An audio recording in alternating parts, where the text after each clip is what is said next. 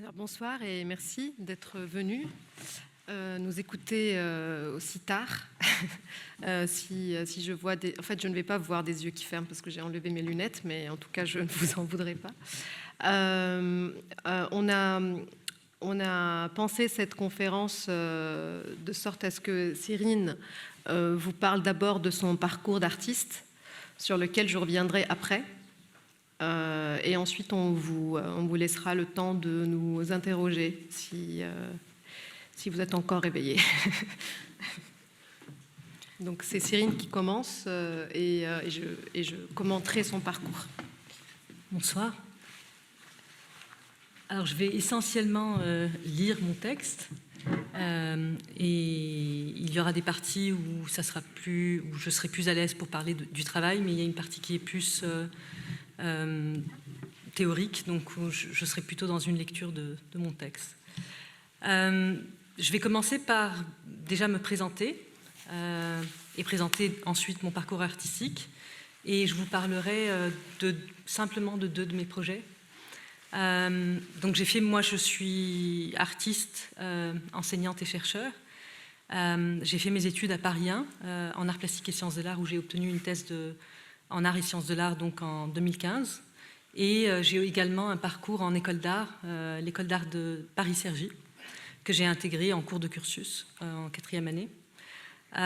Et puis dans l'enseignement, ça fait depuis 2005 donc, que j'enseigne à la fois dans les universités, mais aussi dans des écoles d'art, en France, mais aussi au Liban. Donc je suis venue m'installer... En fait, je me suis installée en France de 2000 à 2015, puis je suis repartie au Liban après ma soutenance de thèse pour y enseigner et mener certains projets.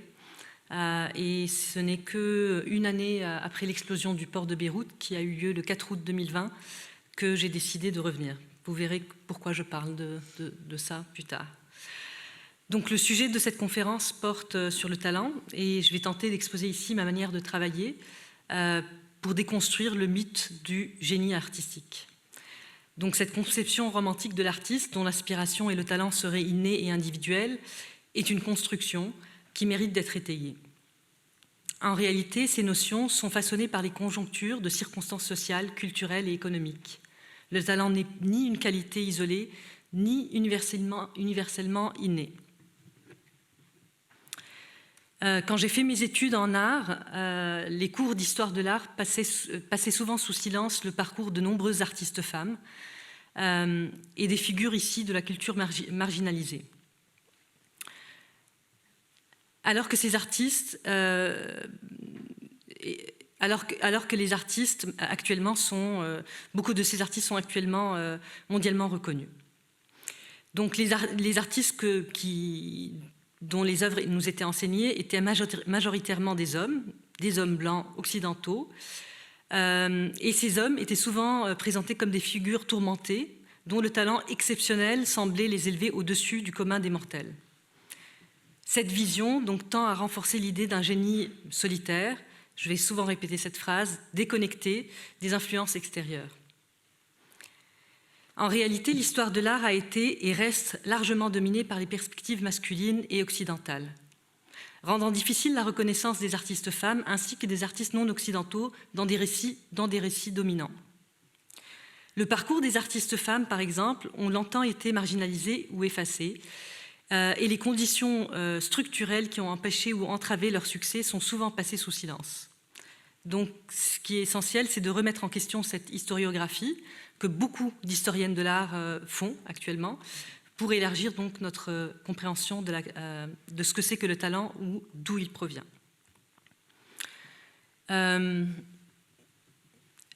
Donc le concept de génie dans l'art est historiquement associé à l'idée de l'artiste, que l'artiste dispose d'une capacité donc exceptionnelle et innée, et qu'il est capable de créer des œuvres originales, souvent visionnaires et transcendantales. Le génie artistique a longtemps été perçu comme une qualité rare, voire mystique, qui permet à l'artiste de produire des œuvres innovantes. Ce concept est souvent lié à la notion de créativité autonome et unique, influencée par aucun facteur, qu'il soit socio ou culturel. Des critiques féministes comme Lida Nochlin, dont vous voyez ici l'une des citations, et Griselda Pollock ont montré que la notion de génie artistique est construite autour de l'exclusion des femmes et des minorités en établissant une norme masculine, blanche et occidentale. Donc, la théoricienne féministe de l'art Linda Nochlin critique les structures sociales et institutionnelles qui ont empêché les femmes de participer pleinement au monde de l'art. Elle donne plusieurs exemples, comme celui des restrictions imposées aux femmes dans l'apprentissage du dessin, d'après modèle vivant jusqu'à la fin du XIXe siècle. Griselda Pollock a également beaucoup écrit sur la déconstruction du mythe de l'artiste génie, qui est donc, comme je vous l'ai dit, essentiellement une figure masculine dans l'histoire de l'art. D'abord, elle explique que la position de l'artiste femme n'est jamais simplement celle d'un artiste, car l'identité d'artiste a été historiquement construite comme étant essentiellement masculine. Elle explique que le mythe de l'artiste en tant que génie unique est une construction historique patriarcale, puisque l'histoire de l'art a de tout temps privilégié les artistes masculins et en marginalisant de ce fait même et en effaçant les contributions des femmes. Pollock donc critique la manière dont l'histoire de l'art a fabriqué la figure du génie, en excluant de ce fait les artistes femmes et d'autres minorités, rendant de ce fait-là leur reconnaissance plus difficile. Donc elle plaide pour une réévaluation des normes qui valorisent la créativité et la productivité artistique. Traditionnellement, l'artiste génie est considéré comme un créateur, donc qui est au-delà des influences sociales et qui est capable de percevoir et de représenter des vérités universelles. J'ai découvert les textes de Donna Haraway sur le concept des savoirs situés pendant que je rédigeais ma thèse.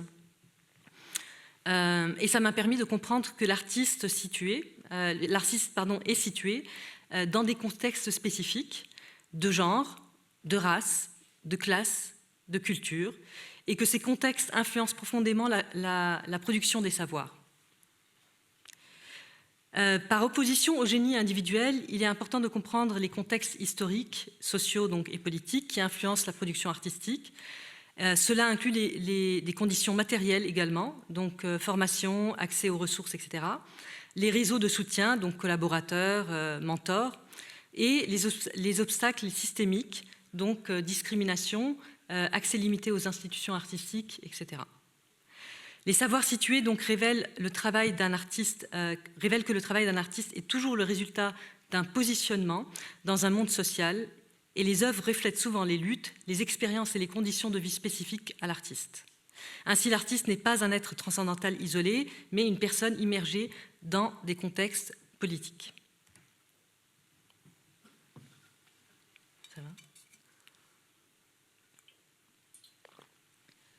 Donc, comme je l'ai déjà évoqué, l'histoire de l'art qui m'a été enseignée à l'université et à l'école d'art était essentiellement donc occidentale et masculine. Ce n'est qu'en 2004 que je découvre l'existence d'une autre histoire de l'art, je devrais même dire des histoires de l'art, et je découvre le travail de plusieurs artistes libanais, dont celui de Lina Majdalani et Rabia Amrou, et dont vous voyez l'image derrière, qui d'ailleurs présente plusieurs performances et pièces cette année au Festival d'automne à Paris.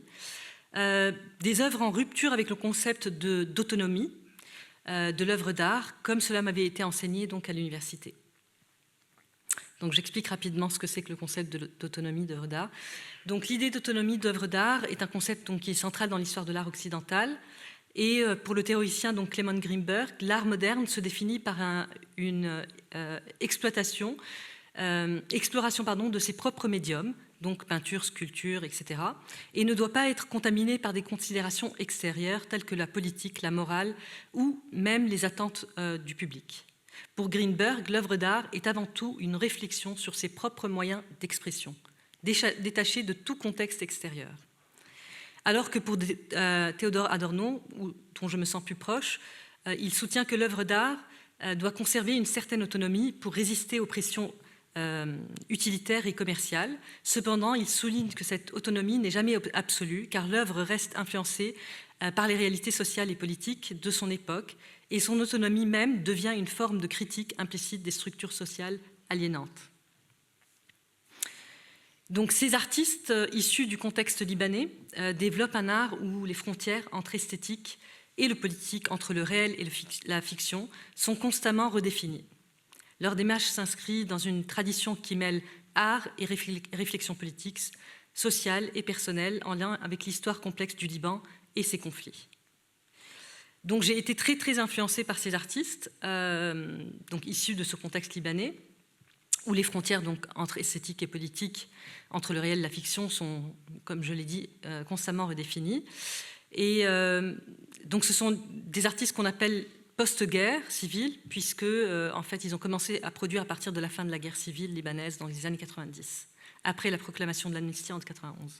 Donc c'est là où je découvre leur travail, et je découvre que leur travail n'est pas isolé de la réalité quotidienne, mais peut s'ancrer dans des événements traumatiques, des récits de guerre, des archives personnelles et historiques.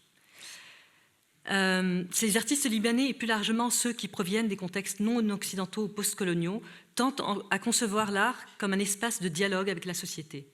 Leurs œuvres ne sont pas autonomes, mais souvent engagées dans une critique des systèmes politiques, des récits historiques et des structures de pouvoir. Cette approche de l'art, en dialogue avec ce qu'on appelle l'art contextuel, qui fait de l'œuvre d'art un lieu d'interaction avec les problématiques spécifiques à un lieu, à une époque ou une communauté donnée.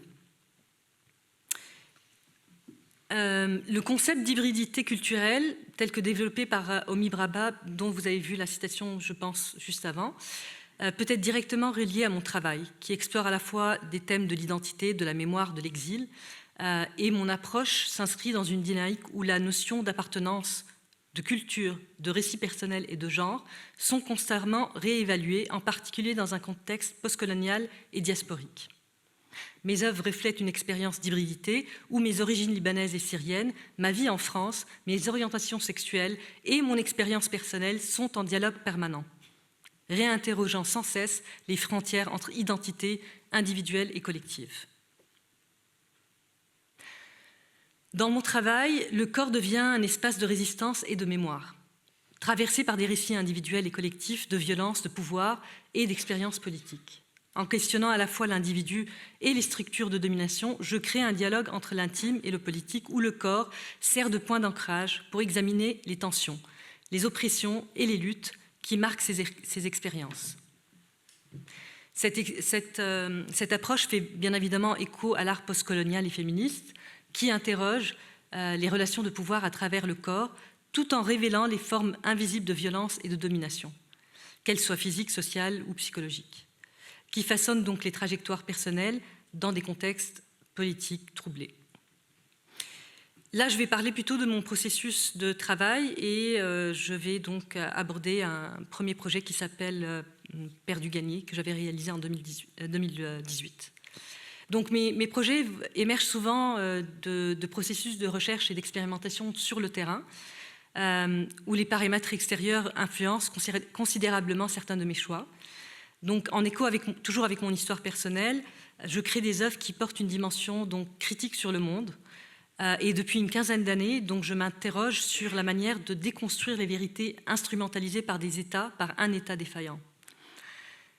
Est-ce que les artistes peuvent pallier au manquement de la justice en proposant une forme de contre-enquête? C'est un questionnement donc, qui est central dans mon travail.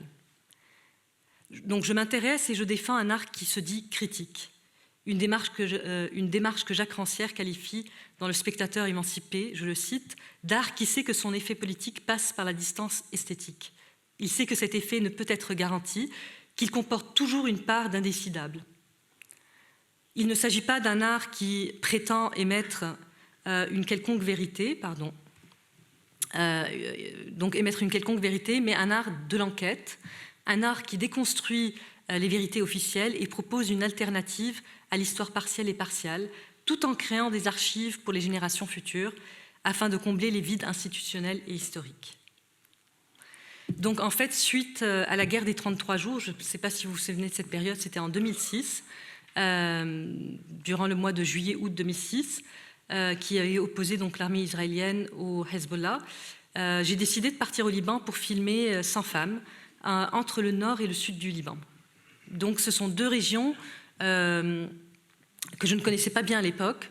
Le sud du Liban en particulier avait été occupé jusqu'en 2000 par l'armée israélienne et était très régulièrement bombardé.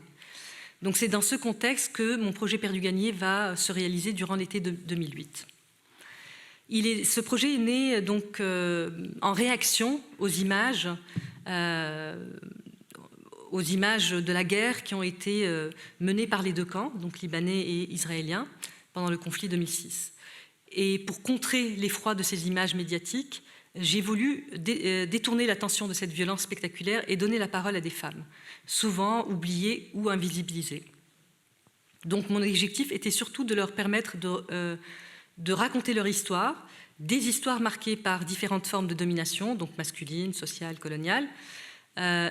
Et en recueillant ces témoignages, donc j'ai cherché à rendre visibles ces vécus personnels qui remettent en question des récits officiels et médiatiques. Donc ce travail s'inscrit dans une démarche de contre-enquête, un concept qui structure l'ensemble, comme je l'ai dit, de ma pratique artistique. Et à travers le récit de ces femmes, j'ai cherché donc à déconstruire ces vérités imposées, tout en créant des archives vivantes qui permettent de réécrire une autre histoire, souvent ignorée ou effacée par des institutions et les récits dominants. Donc je me suis rendue au Liban en 2008 et j'ai parcouru ces deux régions, le sud et le nord, pendant une période de 2 mois. Et j'ai filmé des femmes de tous âges, à qui j'ai posé 2 simples questions, qui sont simples mais qui sont assez lourdes de sens, comme « qu'avez-vous gagné, qu'avez-vous perdu ?» Et ça m'a permis d'explorer la manière dont ces femmes construisent et articulent leur propre histoire en écho avec l'histoire complexe du pays. Ces récits ont dévoilé la manière dont chaque femme intègre ses expériences personnelles de guerre, de perte et de résilience dans un cadre plus large, où les trajectoires individuelles se croisent avec les réalités politiques historiques du Liban. Donc cette approche révèle aussi comment ces femmes, tout en étant des témoins directs des bouleversements politiques, deviennent elles-mêmes des porteuses de mémoire collective, d'un pays en constante mutation. Donc chaque réponse individuelle reflète à la fois la singularité de l'expérience vécue et la dimension plus vaste d'une nation marquée par les guerres, l'exil et la reconstruction. Le simple fait donc de poser ces questions suscite une réflexion profonde sur la manière dont les histoires personnelles s'inscrivent dans le récit plus large de l'histoire. Et c'est par leur histoire intime, liée à un contexte, donc, comme je l'ai dit, sociopolitique complexe, que je tente de comprendre et de me réapproprier ma propre histoire, celle à laquelle je n'ai pas eu accès de par mes déplacements forcés dus aux guerres. J'ai appris à travers leurs paroles de toutes ces femmes que la douleur, conséquence des différentes guerres, est encore très présente chez elles. Elles ne semblent pas avoir oublié, mais tentent à travers différents stratagèmes, comme par exemple fonder une famille, l'engagement social ou politique, ou une carrière, de contrer ces blessures d'un passé amer. En revanche, ce passé et ces conflits ont des conséquences irrémédiables sur leur vie. Perdu gagné m'a permis de prendre conscience de l'importance d'une construction d'une archive vivante où l'histoire du Liban est tissée à travers des récits fragmentés de celles qui l'ont vécu directement. Les rencontres se sont faites de manière donc fortuite. J'allais de manière un peu par hasard dans les villages et de contact en contact, je rencontrais ces femmes avec qui je passais un certain temps. Donc je n'allais pas juste les filmer et partir, je passais vraiment un temps dans chaque village. Parfois je dormais dans les villages chez elles ou parfois chez les scouts, dépendamment de ce que je trouvais comme logement sur place. Et pour moi, ce temps que je passais sur place était primordial, parce qu'il me permettait de comprendre à la fois leur histoire, mais surtout de comprendre leur histoire en fonction d'un territoire qu'elles habitent et surtout de ses frontières. Le sud du Liban, je l'ai déjà dit, donc de par sa proximité avec Israël et les bombardements fréquents, contraste donc fortement avec le nord du Liban, qui est lui frontalier avec la Syrie, qui est une région plus agricole où les conditions de vie et de travail sont souvent assez dures.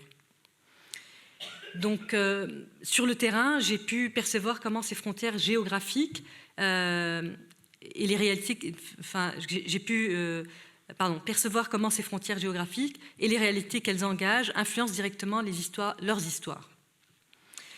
Et cette approche donc immersive m'a permis d'aller au-delà du simple collecte de récits pour offrir une lecture intime et nuancée des vécus de ces femmes dans ces contextes spécifiques.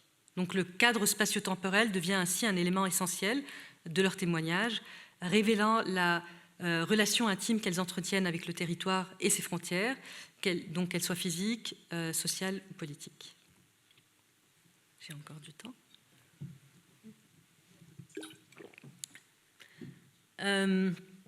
Donc, en choisissant de mettre en lumière ces récits intimes et souvent tus, j'ai fait ressortir un aspect qui est profondément négligé des conflits, les conséquences psychologiques sur les civils, un sujet qui demeure encore tabou et rarement abordé. Donc, en me concentrant sur ces histoires non héroïques, j'ai fait surtout le choix de donner la voix à ces vécus douloureux qui ne sont généralement pas intégrés dans les récits glorieux ou nationalistes des conflits. Donc ces récits qui étaient marqués par les échecs, les regrets, mais aussi par la résilience et la détermination de ces femmes à surmonter ces épreuves difficiles, prennent une dimension politique lorsqu'ils quittent la sphère privée pour être exposés publiquement. En effet, ce que j'expose à travers leurs paroles, c'est la manière dont les expériences individuelles et personnelles deviennent un acte de résistance lorsqu'elles sont rendues visibles dans l'espace public. C'est aussi une dénonciation implicite du silence imposé sur les souffrances psychologiques liées aux guerres, un silence qui maintient les civils dans l'ombre. Donc, en brisant ce silence autour des effets psychologiques des guerres, une vérité des conflits plus complexes émerge, celle de la survie quotidienne, de l'adaptation aux épreuves et du poids psychologique qui en découle. Là, je voulais vous montrer un extrait de 11 minutes, mais je ne sais pas si on a le temps, parce que j'ai encore une autre partie. Donc, comme vous voulez. On a le temps. Vous voulez? بعتبر حالي من بين النساء اللبنانيات اللي من جيلي إني يمكن ربحت فترة ما عادت تكررت، هي فترة السبعينات. هي الفترة اللي أنا كنت فيها مراهقة وعملت دراستي الجامعية. بهديك الوقت كانت بيروت المدينة اللي أنا عشت فيها مدينة فعلا بتضج بالحياة وبالحركة وبالنشاط. بذكر انه من دراستي الثانويه بلشنا هيك نتفتح على العمل السياسي ونتفتح على الاشياء، وبتخيل انه احنا عشنا هالشيء بطريقه هيك مكثفه وغنيه. حسينا حالنا انه نحن الجيل بده يغير، نحن الجيل بده يعمل البلد نحو الاحسن. فتنا بحركات طلابيه وباضرابات وشاركنا بكل الاحتجاجات اللي كانت تدور سواء كانت اجتماعيه او سياسيه، وكنا نعتبر حالنا نحن الجيل يلي بده يحقق لبنان افضل. وبالحقيقه يعني كان هالشيء طوال الدراسه الجامعيه فيها الشعور انه بهيك بالحماسه الفظيعه والرغبه بتغيير العالم، لحين ما تخرجت من الجامعه يلي هو كان سنه 1974 1975. هاي السنه اللي بلشت كانت اول سنه بشتغل فيها، وكانت اول سنه بسوق سياره وبصير مستقله وبصير عندي معاش، وبحس اني فعلا بلشت احقق هيك النموذج البنت اللي قدرت تشتغل وتستقل عن عائلتها وتعيش حياتها. صحيح كنت عايشه مع اهلي وقتها، بس كنت عندي هامش فظيع من الحريه، كنت بقدر اسافر لحالي، كنت طلع مصاري كتير بهداك الوقت، وكنت بلشت احس انه الحياه كلها قدامي وما في شيء رح يوقفها.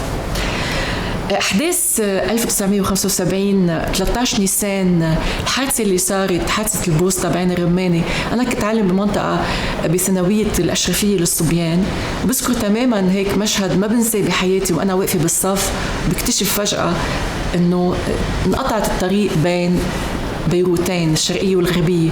أنا من سكان بيروت الغربية ولازم اقطع، بدي ارجع على بيتي وما في ارجع. فكان هاي اول تجربه لإلي انه كيف ممكن تعيشي بمدينه صارت مدينتين، وكيف فجاه هالوسط اللي انا عايشه فيه، مدرستي اللي انا بعلم فيها اللي هي معظمها من تلاميذها من المسيحيين، لما انا بصير المعلمه المسلمه عم بعلم بهالثانويه بكتشف بعد يعني انه هول ما بقى مقبوله.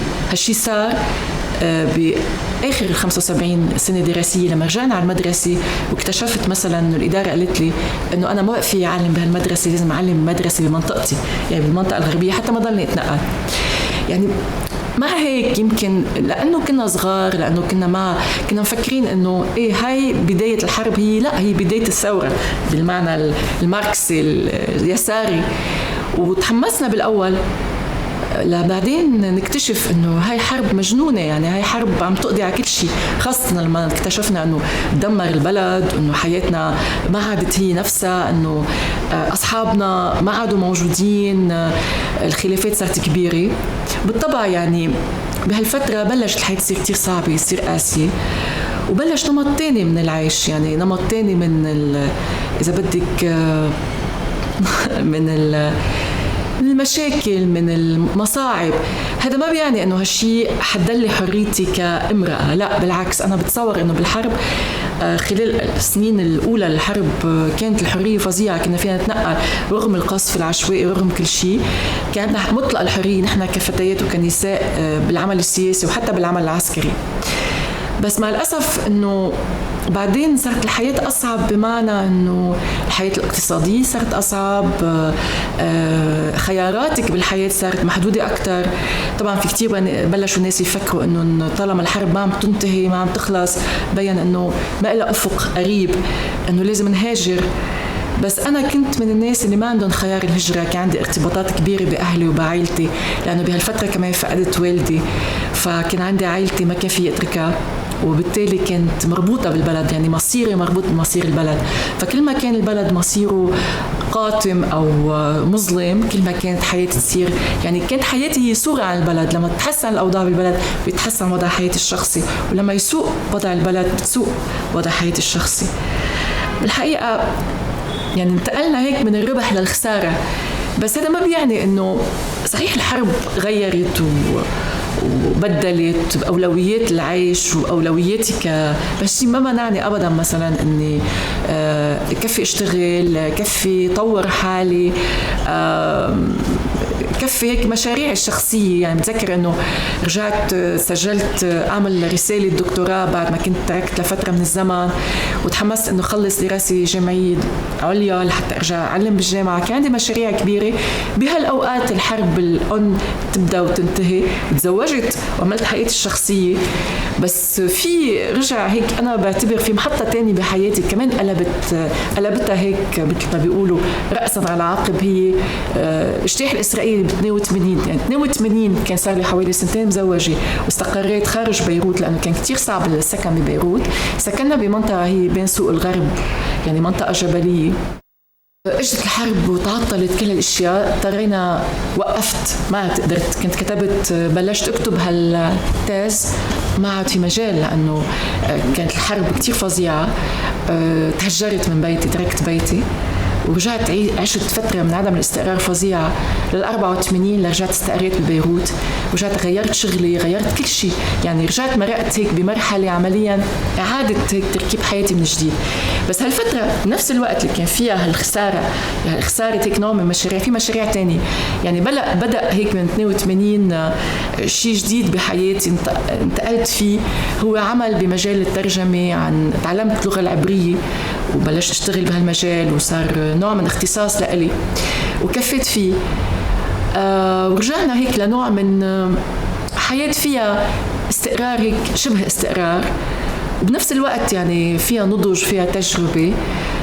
وفي يقول انه يعني حديت الخسائر، يعني الخسائر اللي الحرب وعدم الاستقرار، الحروب الإسرائيلية على لبنان، الحروب الداخلية، كان بكل مرة الواحد يرجع يحاول يرتب حياته الشخصية ويحد هالخسائر والأضرار بأقل قدر ممكن.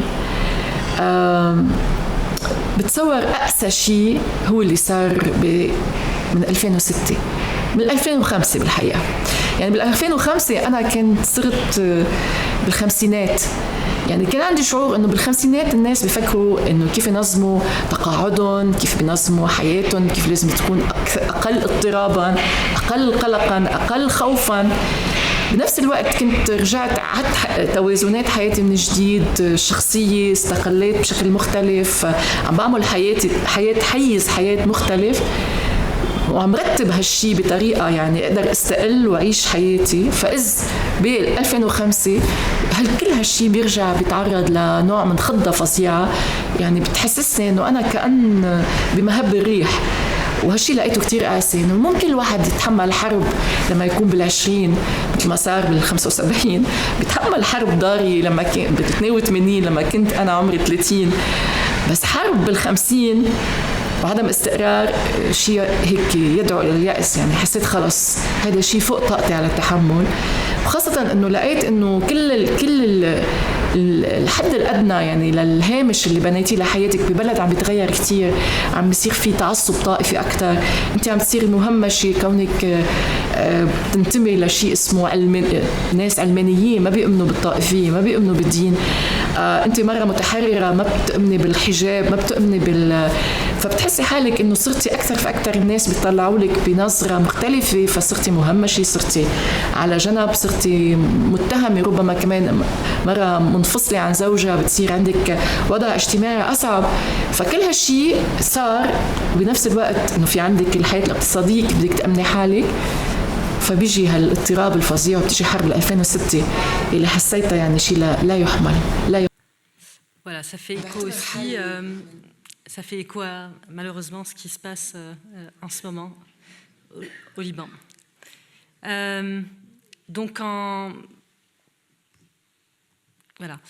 Donc l'explosion du port de Beyrouth surviendra le 4 août 2020, donc 14 années après la guerre de 2006, donc dans un contexte politique et social assez mouvementé, puisque la situation économique s'était beaucoup dégradée et depuis plusieurs années, donc crise économique, dévaluation de la livre libanaise et crise politique.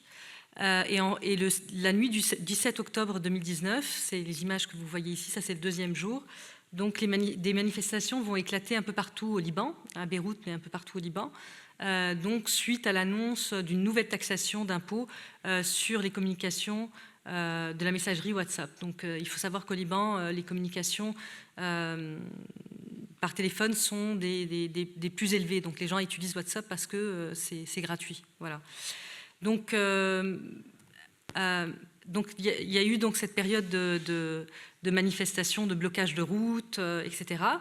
Et puis un mois plus tard, une année plus tard, enfin quelques mois plus tard, pardon, le 4 août, il y a cette double explosion du port de Beyrouth qui donc fera 235 morts, 6 500 blessés, 77 000 bâtiments endommagés et plus de 300 000 personnes qui vont se retrouver donc sans logement. Et c'est donc, je vous raconte un peu le contexte rapidement. Donc, il y avait 2700 tonnes de nitrate d'ammonium qui étaient entreposées depuis 2014 de manière assez négligente dans un silo, le silo numéro 12 du port de Beyrouth. Et un incendie dont on ne connaît toujours pas l'origine aurait provoqué ces deux explosions.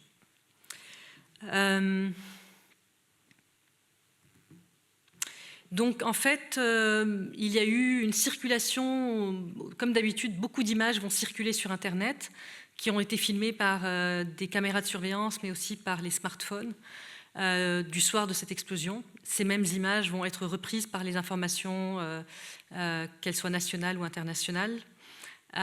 Et donc, en fait, la répétition de ces images nous met dans une sorte, en tout cas moi, m'a mis dans une sorte d'impuissance.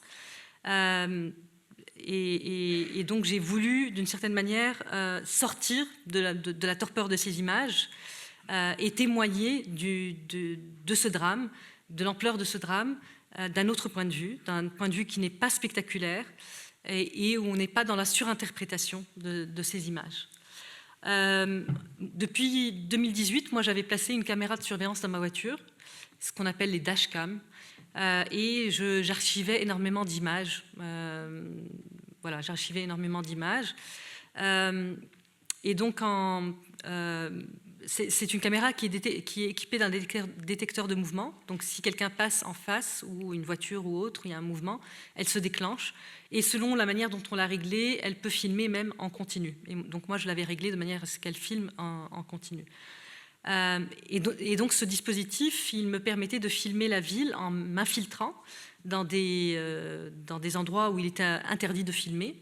Parce qu'en fait, au Liban, il y a beaucoup d'endroits où on ne peut pas filmer, même avec des autorisations qu'on obtient au préalable. Voilà. Donc, j'ai d'une certaine manière détourné ce dispositif de surveillance en le transformant en un outil d'observation de la ville Et après l'explosion, quand il y a eu l'explosion, il m'a semblé nécessaire donc de monter les rushs, les images, et d'en faire un film qui témoignera de ma position et de l'ampleur de la catastrophe. Le cadrage, il est toujours le même, c'est celui que vous voyez ici. Donc c'est pendant que la caméra filme, donc on ne peut ni zoomer dans les images ni sortir, donc il y a toujours une certaine distance physique avec l'événement, de ce qui se passe à l'extérieur. Et le son qu'on entend, c'est le son qui est dans la voiture, mais aussi de l'extérieur de la voiture quand les fenêtres sont ouvertes. Cette distance nous permet d'une certaine manière à être dans une forme de distanciation avec l'événement. Et donc je pense aussi aux images que j'avais filmées pendant les manifestations de 2019. Et cette distance empêche de capter des images donc sensationnelles, alors que les voix, elles nous plongent dans l'intimité d'une discussion, dans les informations de la radio, qui permettent donc de recontextualiser certains plans.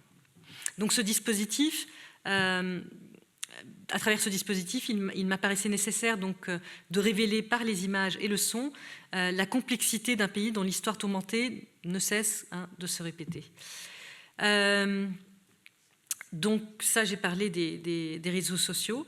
Et je vais terminer par vous montrer un tout petit extrait de 1 minute 30 qui donc, est le moment où l'explosion va arriver. Vous allez voir, ça n'a rien à voir avec toutes les images que vous avez vues et qui sont assez sensationnelles. Voilà, j'espère que le son est assez haut.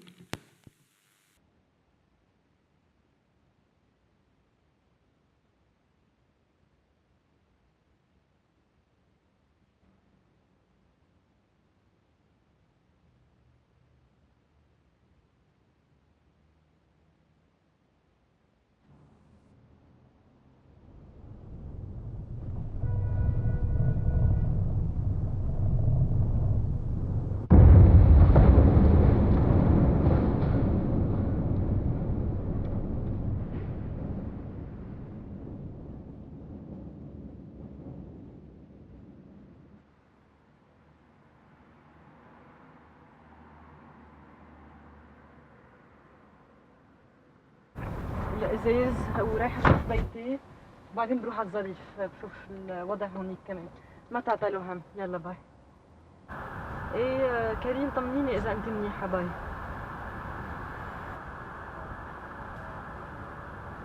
ايه عبد الله طمني اذا انت منيح انت وحازم باي Marie-Jo, tout va bien? Est-ce que tu vas bien?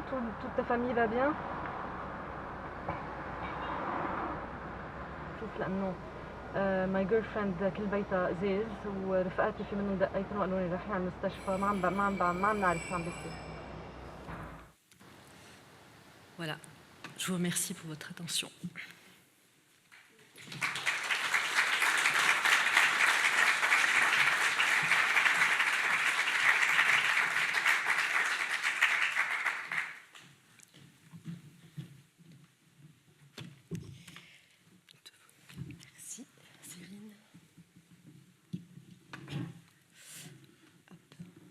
Alors juste, je précise que cette conférence, elle est préparée bien avant les événements qui sont en train de se passer ce jour même d'ailleurs.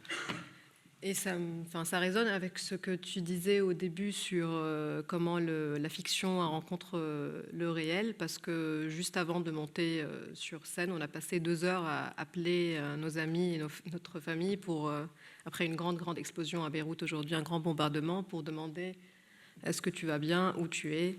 Donc j'ai l'impression d'être dans une dystopie ce soir.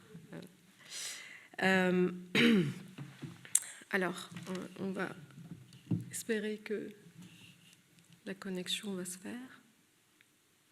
Source, elle n'est pas trouvée.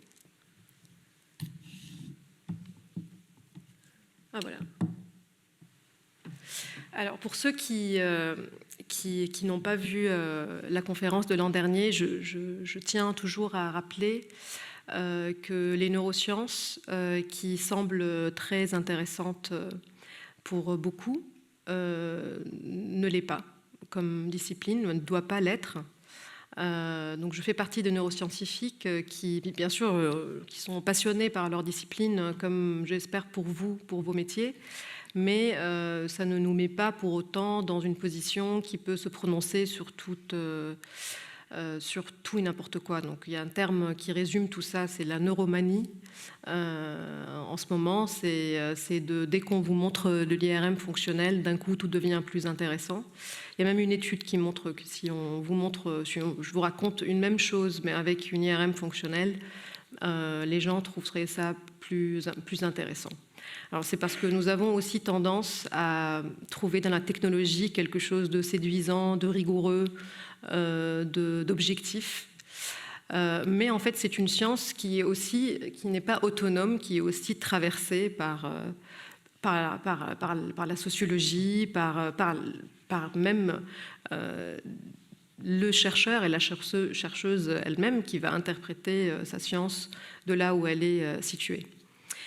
Et d'ailleurs, cette discipline même, elle a participé à cristalliser beaucoup de fausses perceptions sur le génie créatif, parce que comme elle se préoccupe de regarder ce qu'il y a dans le cerveau, donc elle considérait que la créativité se trouverait là, parce que c'est l'organe qui nous intéresse, qui paraît supérieur, et donc il y aurait quelque chose dans le cerveau qui déjà expliquerait qui nous sommes, et qui, si on arriverait à mesurer ce qu'il y a dedans, on pourrait comprendre d'où vient notre identité, d'où viennent nos potentiels et d'où vient notre créativité. Donc le premier mythe que je vais déconstruire et que Cyrine aussi, de par son parcours, a réalisé qu'il n'a pas de fondement dans son vécu de son parcours artiste. Donc en fait, voilà, je peux vous montrer maintenant qu'il n'a pas de fondement scientifique. L'idée qu'il existe dans notre cerveau un génie, qu'il soit créatif ou scientifique ou autre, ou entrepreneurial, parce qu'aujourd'hui, vous demandez aux jeunes un exemple d'un génie, ils vont dire Elon Musk. Tu vois, alors, je ne sais pas si parmi vous, il y a des personnes qui ont déjà vu passer... Est-ce que vous avez déjà vu passer cette idée du cerveau gauche, cerveau droit, avec une partie du cerveau qui serait créative et l'autre pas? Je ne sais pas si je l'ai montré la fois dernière, parce que c'est un mythe qui m'amuse. Alors, pourquoi il m'amuse? Parce qu'il est très têtu. Ça veut dire qu'on a vraiment fait tout ce qu'on peut faire dans la communauté scientifique pour qu'il sorte des manuels de formation scolaire et dans les entreprises. Mais il est vraiment, je pense, parce qu'il est très réconfortant. Alors, nous sommes une espèce qui n'est pas fainéante, je dirais, mais qui est efficiente. C'est pour ça, d'ailleurs, qu'il est tout à fait normal que vous soyez fatigué. C'est parce qu'on n'a pas en fait beaucoup d'énergie, voilà. Et notre énergie s'essouffle très vite. Et pour qu'on puisse simplifier le monde, on fait des catégories. Donc déjà, vous nous avez catégorisé entre 20 et 200 millisecondes. C'est très rapide. Dès que vous nous avez vu passer sur scène, vous avez déjà, à travers tout ce que vous avez vu, vous nous avez casé dans des catégories. Et à travers tout ce qu'elle a raconté aussi, vous avez dit, je la situe où sur la carte politique du moment, enfin, parce que en l'écoutant. Et ça, c'est vraiment une interrogation urgente dans notre cerveau. Tant qu'on n'a pas casé quelque chose, on n'est pas tranquille. Mais c'est bien, comme ça, si vous êtes anxieux, c'est-à-dire que vous êtes réveillé, parce que le cerveau, il dit « Attends, on ne s'endort pas avant de savoir de quoi il s'agit ». Et justement, donc, ces catégorisations nous permettent de simplifier le monde. Et donc, simplifier le monde en deux catégories, c'est la meilleure catégorisation. Il y a des gens pragmatiques et il y a des gens plutôt émotionnels, intuitifs. Et donc, c'est eux-là qui créent, parce que les autres, ils vont dans des métiers plus sérieux, en quelque sorte.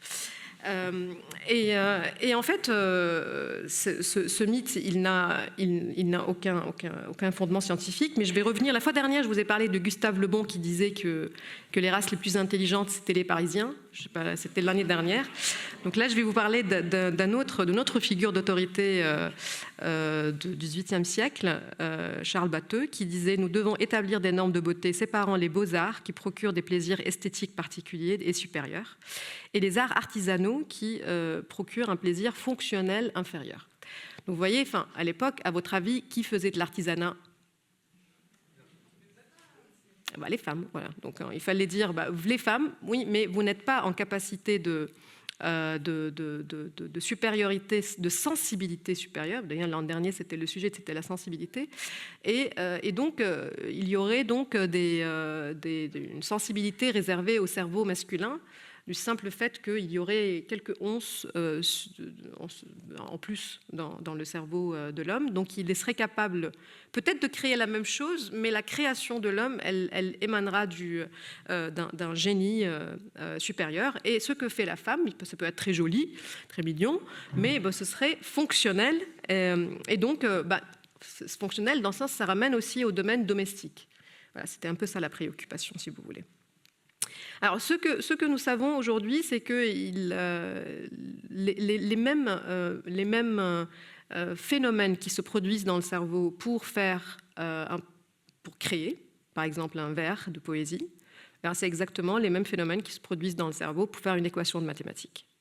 Et donc, voilà, le mythe s'effondre parce que ce qui se manifeste est différent, mais dans le cerveau, c'est exactement les mêmes circuits qui sont activés.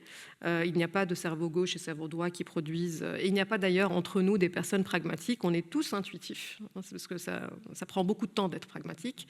Et donc, on est tous, on agit, on décide et on pense et on juge d'une manière très rapide, mais bon, elle ne vient pas de nulle part, elle vient de ce que nous avons déjà appris, ce à quoi nous avons déjà été exposés.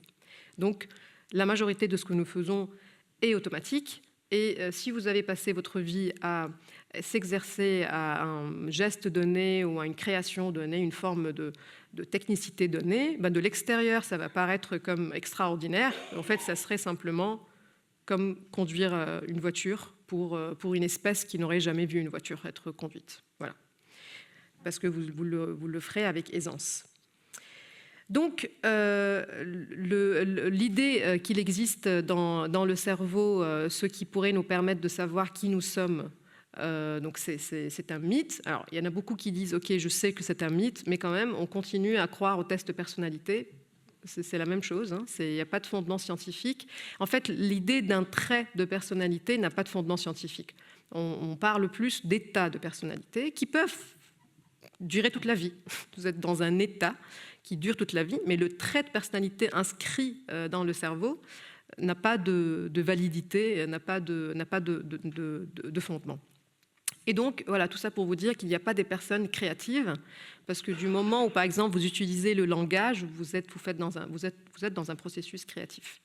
Du moment, par exemple, où vous vous projetez dans la perspective de quelqu'un, imaginez sortir de son propre vécu, traverser une distance et aller dans la perspective de quelqu'un d'autre pour l'imaginer. C'est de l'art.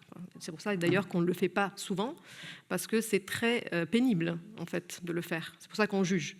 Donc, on n'est pas en capacité de vraiment faire ce voyage vers l'autre. Donc, l'empathie, ce qu'on appelle l'empathie, c'est exactement la même chose que le processus créatif, parce qu'elle nécessite un raisonnement abstrait et elle nécessite une sortie de ce que j'aurais cru être le réel de l'autre. Donc, c'est quand même assez c'est très beau et c'est très ce n'est pas inférieur, c'est pas fonctionnel, c'est quelque chose qui est très esthétique en fait, peut-être même de comprendre l'expérience de l'autre. Le deuxième mythe, qui tu as évoqué aussi en parlant des artistes qui ont souffert. D'ailleurs, on le retrouve d'une manière assez intéressante dans les parcours des entrepreneurs, genre Elon Musk ou Steve Jobs. Il y a aussi cette fracture, la souffrance dans l'enfance, une blessure dans l'enfance qui expliquerait leur parcours extraordinaire. Il y a donc déjà la souffrance vécue, dans la grande majorité des cas, nous rend moins intéressant, ça veut dire nous rend préoccupés par la résolution de la souffrance. Donc ce n'est pas du tout, d'ailleurs c'est assez injuste de dire à des personnes qui souffrent, là c'est le moment de créer, quoi, parce que c'est en fait les personnes, quand elles sont dans leur détresse personnelle, en fait il y a une préoccupation de la résolution de cette détresse, donc ça rajoute à la détresse en plus l'injonction d'en faire quelque chose pour s'élever. Donc, on parle de biais de survivants, c'est-à-dire qu'on va récupérer quelques histoires dans l'histoire de l'art qui est très très large, de certains artistes qui ont souffert. Et voilà, c'est les histoires qui vont nous plaire, en quelque sorte, qu'on va raconter. Mais si vous regardez, en fait, la vie de la majorité écrasante des artistes ou des scientifiques, en général, c'est des personnes issues de classes moyennes supérieures. Ça va très bien, et avec des rapports très proches de familles, d'amis, de réseaux d'artistes, de réseaux de scientifiques. Et même si on aime bien s'accrocher aux histoires du génie solitaire, mais même si vous pensez maintenant à un génie solitaire, Darwin, par exemple, pense qu'il était un génie solitaire. Si on cherche un peu, on voit qu'il avait une correspondance avec plein d'amis et plein de membres de sa famille, et on l'appelait Chacha, tellement il était sociable, parce qu'il s'appelait Charles. Et donc il était quelqu'un d'extrêmement sociable, du tout. Alors de temps en temps, il va écrire. Voilà, il va être tout seul pour écrire. Et peut-être c'est ça l'image que les gens ont gardée, mais en tout cas, il était très, très sociable, comme beaucoup d'artistes aussi qu'on a imaginé être isolés du monde. En fait, ils étaient non seulement pas isolés du monde, mais vraiment au centre de l'action. C'est-à-dire que les plus connectés, les plus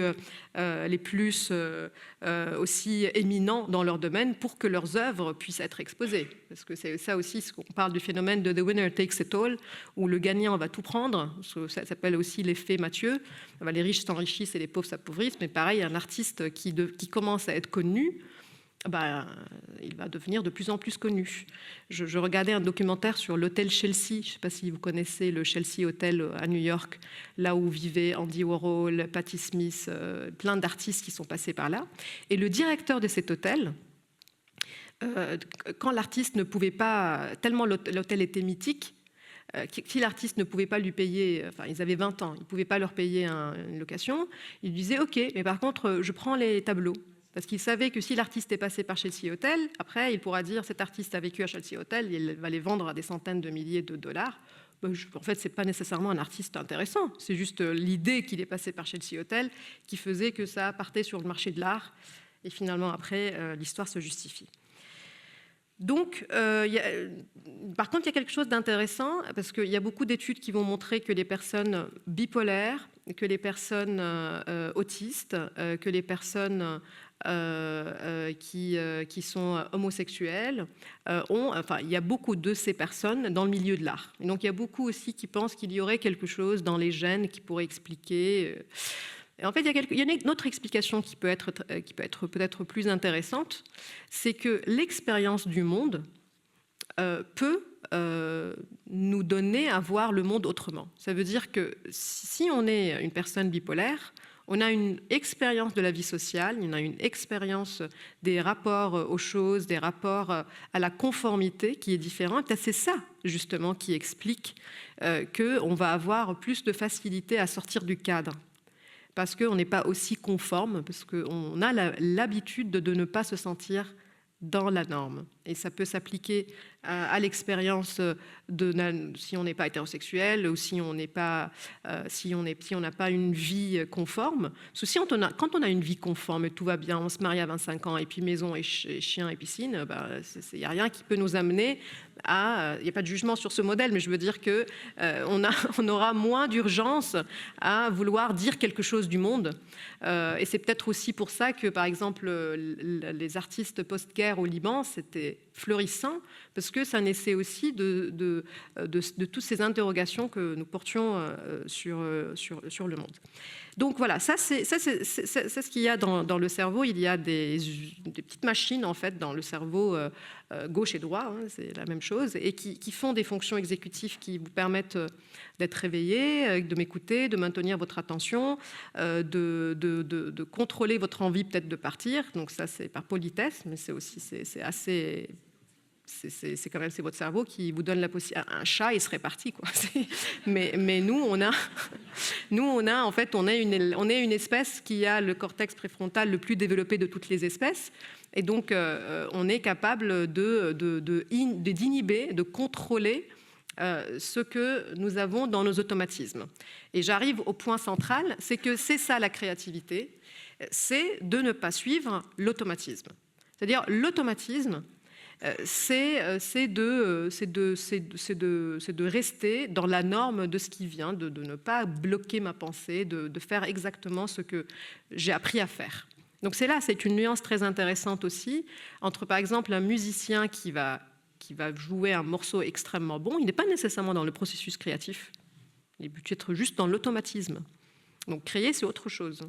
Créer, c'est sortir de ça, c'est sortir de cet automatisme. Alors oui, vous dites, ok, c'est simple, il y a l'automatisme et je sors. En fait, c'est très compliqué de sortir de l'automatisme, et là je vais vous montrer pourquoi c'est très compliqué de voir le monde autrement. Parce que voilà, c'est...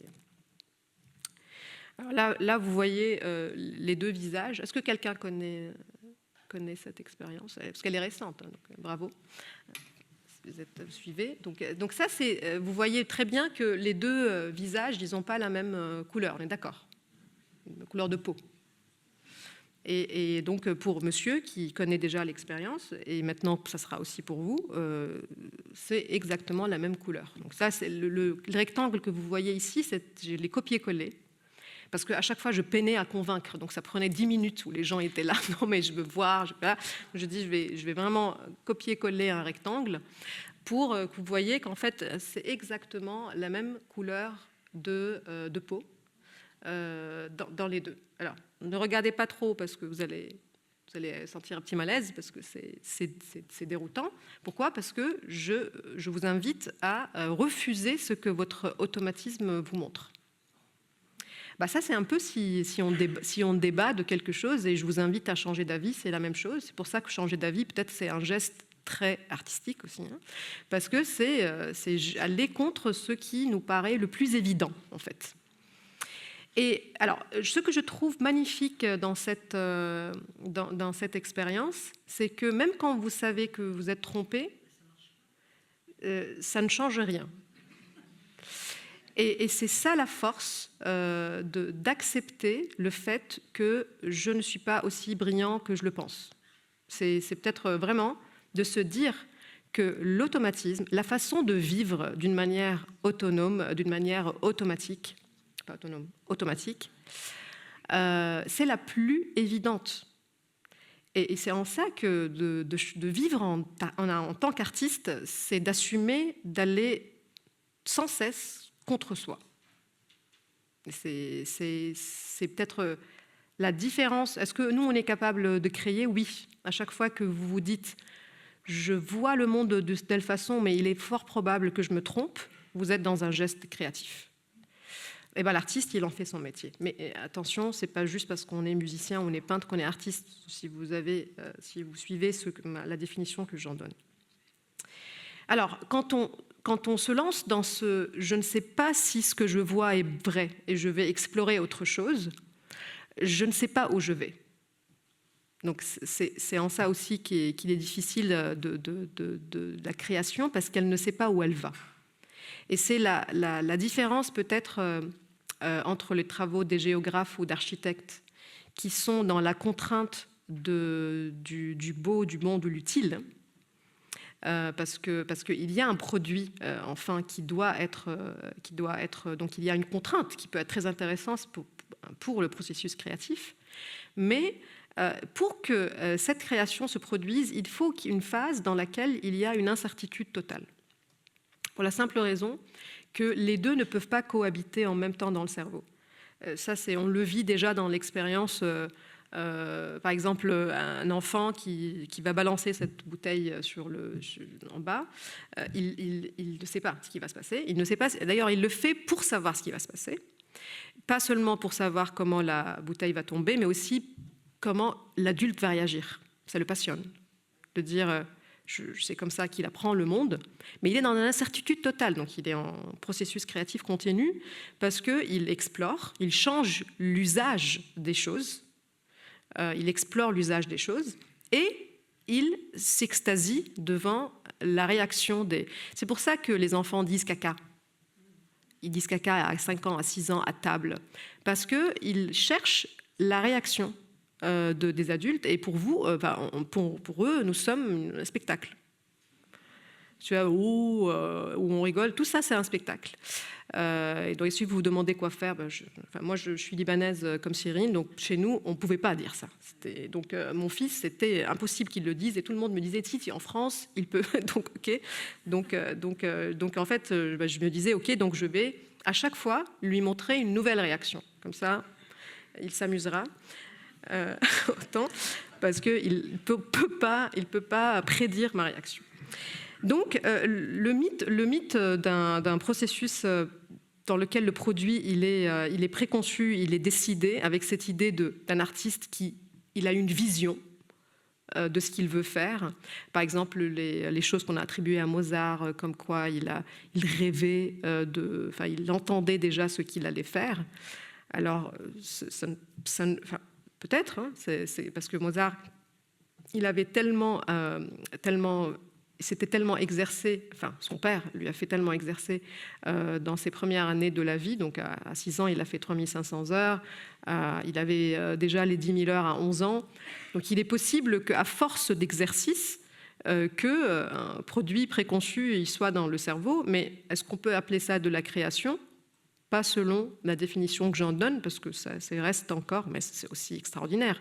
Mais il est toujours en train de reprendre dans son automatisme ce qui sait déjà, donc ça c'est aussi chez les joueurs des échecs, ils ne peuvent pas vous expliquer pourquoi ils pensent que ça doit aller dans ce sens, ça va tellement vite, mais c'est lié aux milliers d'heures de pratique. Donc on appelle ça les combinaisons explosives. C'est-à-dire qu'il y a tellement de combinaisons qui se sont faites que ça explose et l'artiste ou le créateur ne peut pas savoir d'où ça vient. Alors, par contre, de ne pas savoir où ça va, c'est aussi pénible que d'accepter qu'on se trompe. Donc là, ça rajoute à cette idée de dire je vais quand tu vas voir, quand tu vas au Sud-Liban, au Nord-Liban et voir, tu ne sais pas ce que tu vas croiser. Mais aussi, il y a une recherche de voir est-ce que je me suis trompée sur ce que je pense, d'aller creuser là où je ne sais pas ce que je vais trouver. Donc il y a aussi une recherche d'erreurs de prédiction. Et ça, c'est cette erreur de prédiction. C'est ce qui fait qu'on rit, par exemple, parce que vous ne vous attendez pas. Si vous vous attendez à la fin d'une blague, vous savez très bien qu'on ne rit pas. Il y a des gens, par exemple, qui, quand ils racontent les blagues, ils ne savent pas la raconter. C'est parce qu'ils n'arrivent pas à créer des erreurs de prédiction. Pareil, un film d'horreur mal fait, c'est un film dans lequel vous savez que là, il y a quelqu'un qui va apparaître. Parce qu'il n'y a plus de surprise, il n'y a plus d'erreur de prédiction. Et donc, cette erreur de prédiction, c'est énergétiquement pénible. Parce que quand on est en erreur de prédiction, il faut la corriger. Et le travail artistique, c'est non seulement d'accepter ces erreurs de prédiction, mais de les aimer, d'aller à leur recherche. Et alors pour vous dire que c'est tellement pénible que ça active dans le cerveau la même partie qui est activée quand on a une intoxication alimentaire. Parce que le cerveau n'a pas assez évolué pour séparer entre « je ne sais pas ce qui va se passer » et « je ne sais pas si on a bien fait de manger ça ». Voilà. Parce que donc, en fait, le rapport que nous avons à l'incertitude, il est le même que ce soit quelqu'un qu'on n'arrive pas à prédire. Là, ce qui nous arrive de ne pas savoir ce qui se produit dans notre pays d'origine. Et d'ailleurs, je t'ai dit que j'avais un peu de nausée, donc c'est peut-être quelque l'incertitude. Et le fait de ne pas avoir bien digéré, tout simplement parce que dans tous ces cas, il faut se mettre à l'abri. En quelque sorte, c'est comme ça que notre cerveau. Alors, donc, quand on se dit se mettre en risque, en situation de risque, en tant qu'artiste, ce n'est pas facile comme position, parce que c'est quelque chose qui met le cerveau dans une posture inconfortable. Alors, donc je parlais de ce qu'on appelle cette pensée divergente ou c'est de sortir du cadre, mais il y a d'autres éléments dans le processus créatif qui sont des exercices, qui sont comme des muscles qui peuvent s'exercer. Donc là, j'en cite quelques-uns. Par exemple, la comparaison sélective, c'est trouver des éléments similaires dans des... Par exemple, ça, dans la poésie, c'est extrêmement utilisé. C'est d'aller surprendre, donc faire des erreurs de prédiction en choisissant des rimes avec des mots qui n'auraient pas été ce à quoi on penserait. Et donc ça, c'est une comparaison sélective. Il y a aussi la combinaison sélective qui est très intéressante, c'est regrouper des éléments d'information divers. C'est-à-dire ça, c'est un peu, par exemple, dans les arts qu'on fait avec les enfants, de dire on va construire un sapin avec des papiers et des branches. En fait, on est en train de leur apprendre à faire une combinaison sélective, c'est-à-dire quelque chose qui n'aurait pas un usage et on transgresse son usage pour en faire autre chose. Alors, tout ce que vous voyez ici, ce sont des exercices qui peuvent remplacer une grande partie des mathématiques à l'école, parce qu'elles exercent la possibilité de raisonner d'une manière abstraite. La danse, elle a été montrée aussi pour développer le raisonnement abstrait et l'estimation cognitive, de la même façon que les mathématiques. Donc il y a un gros travail à faire entre les sciences de l'éducation et les sciences cognitives pour voir en fait à quoi ça sert d'apprendre la probabilité, par exemple. Nous, on l'a appris, on avait 7 ans, et les exercices, c'était sur le casino. Aucun lien avec notre vécu. Et qu'on peut aussi apprendre la probabilité avec la peinture et la danse. Donc il y a aussi ces phénomènes, parce que c'est des fonctions exécutives qui ne sont pas nécessaires. Enfin, il n'y a pas une case maths dans le cerveau.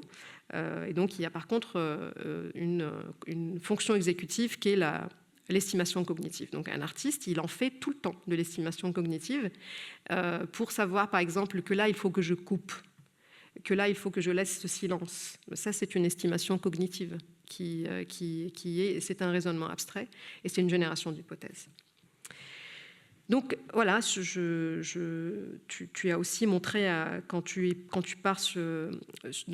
poses cette caméra et il y a l'explosion qui se fait, donc c'est le monde qui vient façonner le résultat, le produit créatif. Donc c'est une interaction avec le monde donc le principe de la créativité comme une inspiration soudaine.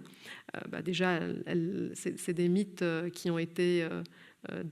Dostoïevski disait que les personnages lui chuchotaient à l'oreille ce qui devrait leur arriver, et on a trouvé 8 pavés juste de son expérimentation avec ce que les personnages devraient faire.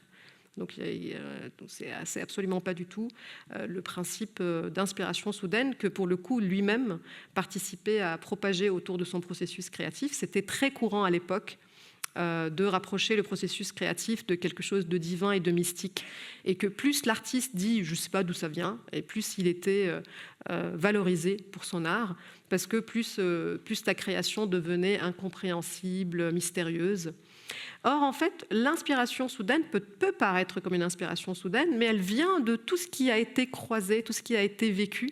Et c'est là où c'est intéressant quand on regarde réellement la vie des artistes. C'est une vie d'errance, de questionnement, de partir à la recherche, des fois des vies ils ne se rendent même pas compte qu'ils sont dans le processus créatif, ils sont en train de ramasser en quelque sorte des éléments qui vont aller dans ce réservoir d'expériences que nous avons du monde, et de là peut surgir une combinaison sélective, une comparaison sélective qui peut se produire à force d'exercice et d'échecs et d'expérimentation et d'erreurs.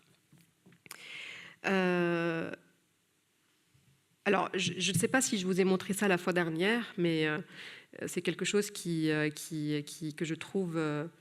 moi, je trouve très fascinant que notre cerveau ne fait pas de différence entre les douleurs et les souffrances physiques et les souffrances psychologiques. Et que vous voyez ici la même zone qui est activée quand on est en souffrance physique et quand on est en souffrance sociale. Et pour vous dire à quel point ce n'est pas une blague, c'est que quand on donne un analgésique aux personnes qui souffrent d'une exclusion sociale, comparé à un placebo, la souffrance, elle est réduite. Donc c'est même pas une douleur subjective. On peut être d'ailleurs malade d'exclusion sociale. Donc ça me permet de penser à toutes ces personnes qui ne se sentent pas légitimes en tant qu'artistes et légitimes en tant que personnes créatrices. Je les croise parce que je travaille beaucoup sur le phénomène créatif dans des organisations de création, de luxe ou des écoles d'art. Et je reconnais la souffrance de personnes qui se posent la question de ne pas l'être. Donc, pourquoi je dis ça? Parce que le fait d'être préoccupé par la question de est-ce que je suis légitime ou pas, c'est une dépense énergétique qui nous éloigne de la légèreté nécessaire pour créer. C'est-à-dire que je vous ai dit tout ce que la création nécessite comme dépense énergétique, et là il faut rajouter à tout cela, donc sortir de l'incertitude et sortir de diverger de l'automatisme pour en plus se questionner est-ce que je suis légitime de le faire. On peut pas, c'est des phénomènes qui ne peuvent pas coexister. Et donc si on est pollué par l'idée que les autres se font de notre... si moi je me demande en ce moment même si ce que je vous raconte vous plaît, je sors de ce que je veux vous raconter. Donc je peux me poser cette question, mais pas en même temps que je suis en train de construire le sens de ce que je vous dis. Et donc peut-être qu'une des plus grandes pertes d'énergie que vivent les personnes qui sont dans les métiers créateurs, c'est de se demander est-ce que je suis légitime de m'exprimer, est-ce que je suis légitime d'exposer, est-ce que je suis légitime de parler de mon parcours, et que c'est une grande perte d'énergie qui réduit leur potentiel de création. Et ça, on peut aussi l'appliquer à nos vies personnelles. On n'a pas besoin d'en faire des métiers, mais toutes les belles choses qu'on aurait pu créer et qu'on ne l'a pas fait parce qu'on ne se sentait pas légitime de le faire, donc c'est une perte d'énergie parce que, alors c'est pas parce que ça aurait pu plaire aux autres, mais c'est là que la question aurait pu être à quoi ça sert de plaire aux autres. Donc c'est ce détachement alors je vais passer ces slides, je ne sais pas, est-ce que vous êtes en forme? On continue.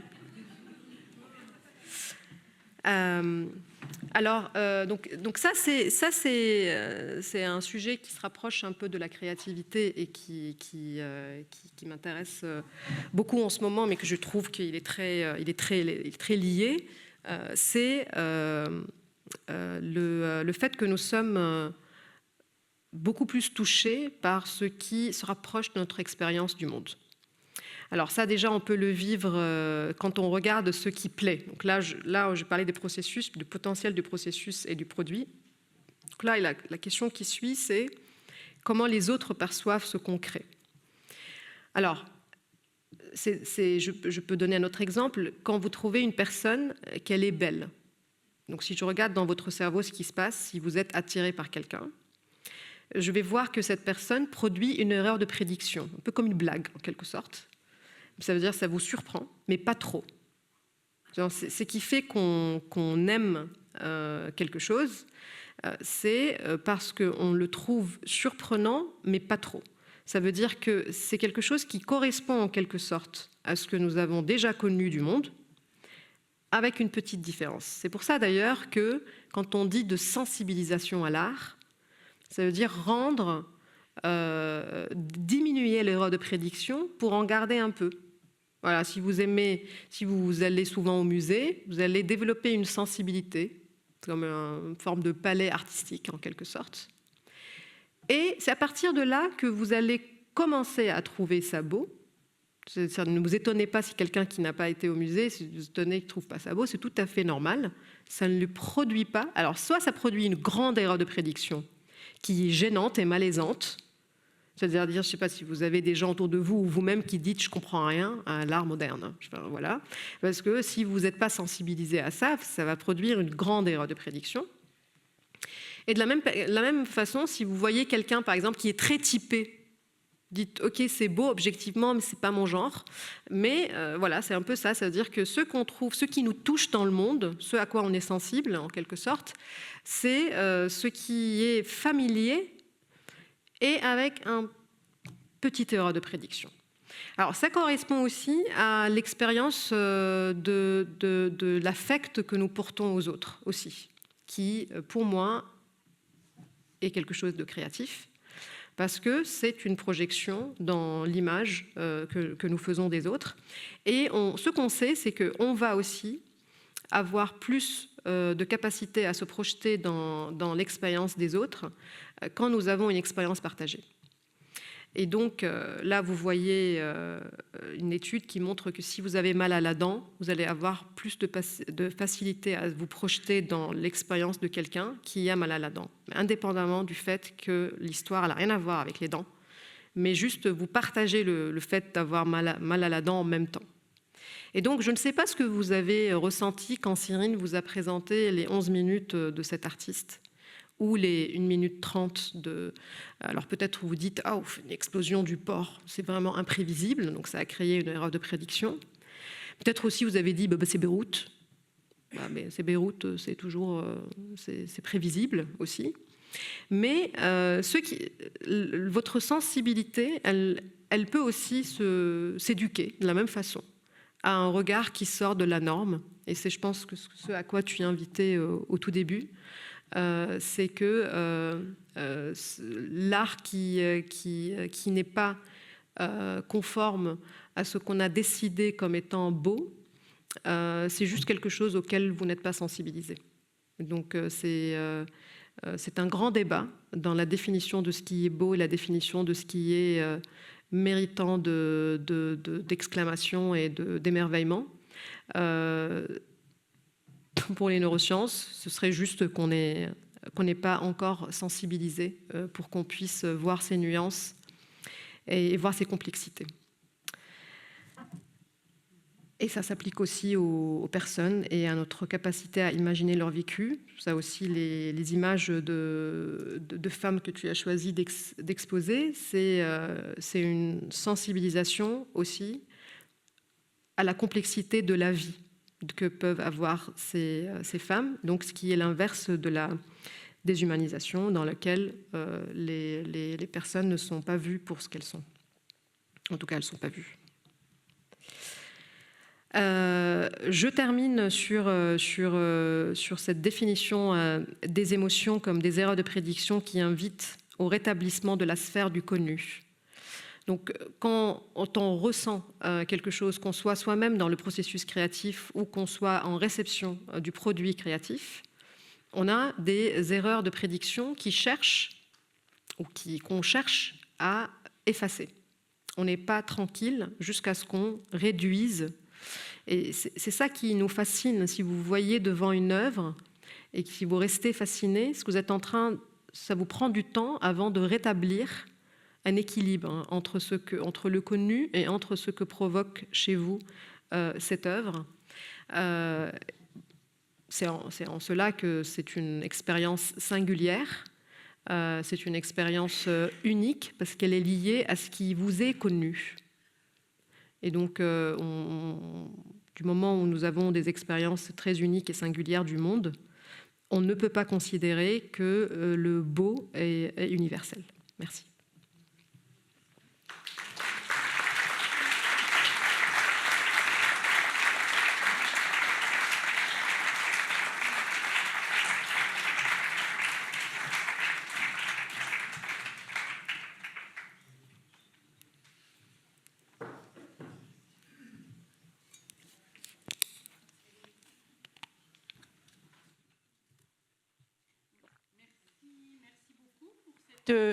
Expérience croisée d'approche à la fois artistique et explicative, intellectuelle, de compréhension. Peut-être il y a sans doute des questions dans la salle, donc, ou des réactions, ou voilà. Donc on va vous laisser on a un petit peu de temps. C'est toujours la première question là qui est la plus difficile. Moi, la réaction à laquelle m'invitent vos interventions croisées, mais peut-être je surinterprète, je trouve qu'en fond de vos deux interventions, la création n'est pas naturelle ou est dérangeante forcément, enfin, est un processus un peu anormal qui demande un effort, qui sort d'une routine. Et je me dis, du coup, on voit bien qu'on a besoin pour faire face à tous les imprévus, enfin, comment dire, je trouve que ça explique bien le malaise du monde sur plein de sujets, par rapport au réchauffement climatique ou par rapport aux guerres, etc. Parce qu'on voit qu'on est en dérangement permanent par rapport à ce qu'est une routine, quoi. Et je trouve que vos explications confortent le malaise, l'explication, ou donnent une explication au malaise qu'on peut avoir dans plein de sujets aujourd'hui. Je trouve, enfin moi ça m'a renvoyé à ça, quoi. Alors oui, enfin, on peut dire qu'on vit dans un monde incertain de plus en plus. Mais ce malaise, on ne le vit pas très longtemps. Ça veut dire qu'il ne faut pas croire que parce que le monde est incertain, qu'on est dans un malaise face à l'incertitude, parce qu'on s'accroche très très vite à des certitudes. Donc si vous demandez l'avis, si je vous pose votre avis sur plein de sujets sur lesquels vous n'êtes pas des experts, des expertes, tout comme moi, je pense que sur la majorité, on aura des avis très tranchés. Alors que je pense qu'il y a très très peu de personnes qui assument l'incertitude complètement, en disant que je ne sais pas, ou en disant que ça a l'air plus complexe. Et cette tolérance à l'incertitude, c'est pas quelque chose d'évident. Donc oui, on peut se plaindre de l'incertitude du monde, mais en réalité, en fait, on reste pas longtemps dans cette nausée que je vous ai montrée. Justement, le cerveau, il dit raconte-moi une histoire, et très vite, parce que c'est pénible de ne pas pouvoir simplifier le monde.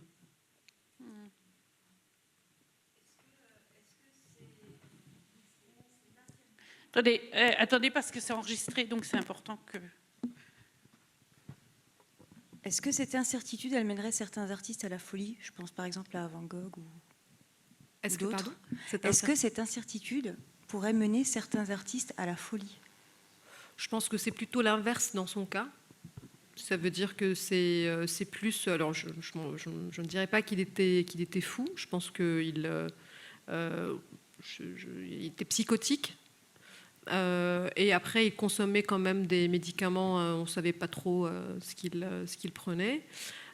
Et que c'est plutôt, c'est-à-dire l'analyse de ses travaux montre que c'est certaines substances qu'il consommait qui lui faisaient une perception de la couleur jaune qui est différente et qui est derrière l'expression de la couleur jaune dans ses derniers tableaux.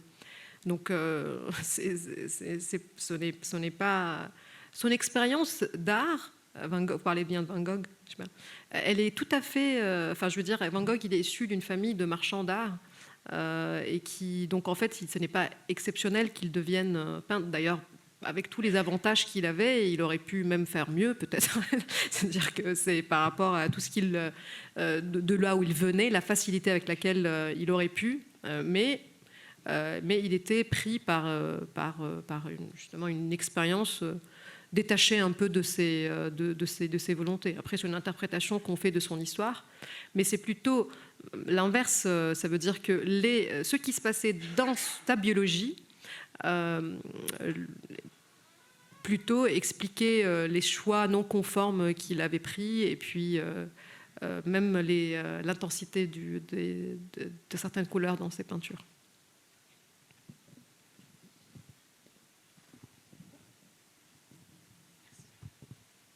Déjà, merci beaucoup. C'était très, très intéressant, les deux prises de parole.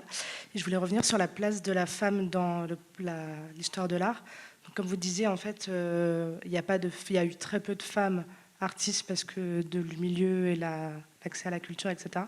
Du coup, aujourd'hui, est-ce que vous pensez que la tendance pour la femme et les minorités va s'inverser dans la place de l'histoire de l'art, d'où à l'accès, en fait, à la culture pour les femmes, etc., que demain, il y aura plus d'artistes femmes ou issus des minorités que d'artistes hommes?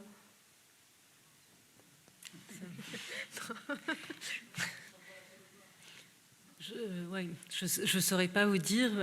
En tout cas, il y a beaucoup plus, en effet, maintenant d'artistes femmes dans le milieu de l'art contemporain et des artistes issus des minorités qu'on voit de plus en plus dans certaines institutions, galeries, mais la proportion reste encore très déséquilibrée. Et il va falloir encore beaucoup de travail, beaucoup de résistance pour arriver à un équilibre.